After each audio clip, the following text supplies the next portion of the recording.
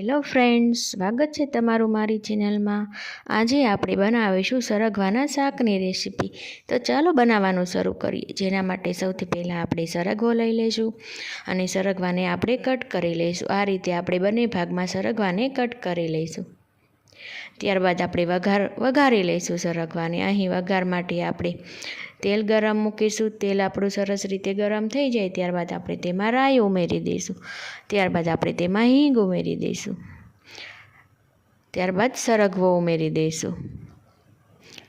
ત્યારબાદ હળદર, સ્વાદ પ્રમાણે મીઠું ઉમેરી આપણે 2 મિનિટ માટે આપણે સરગવાને સાતરી લઈશું।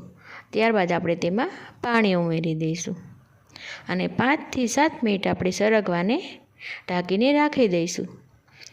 ત્યારબાદ આપણે અહીં 2 ચમચી ચણાનો લોટ લઈ લઈશું અને 2 ચમચી આપણે દહીં ઉમેરી દઈશું। ત્યારબાદ એને આ રીતે સરસ આપણે મિક્સ કરી આપણે સરસ રીતે બેટર તૈયાર કરી લઈશું।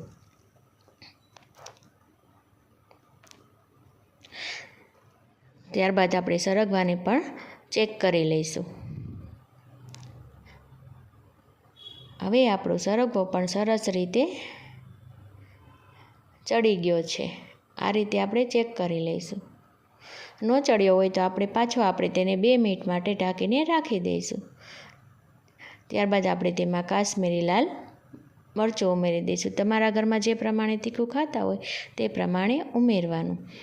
ત્યારબાદ આપણે ચણાના લોટનું અને દહીંનું બેટર તૈયાર કર્યું હતું તે ઉમેરી દઈશું અને તેને પણ આપણે સારી રીતે મિક્સ કરી આપણે ઢાંકીને આપણે 1 થી 2 મિનિટ માટે આપણે ચડવા દઈશું, જેથી આપણો લોટ સરસ રીતે બફાઈ જાય। જો તેલ પણ સરસ રીતે છૂટું પડી ગયું છે, હવે આપણું સરગવાનું શાક પણ સરસ રીતે તૈયાર થઈ ગયું છે। ત્યારબાદ આપણે તેમાં ઉપરથી લીલા ધાણા ઉમેરી દઈશું।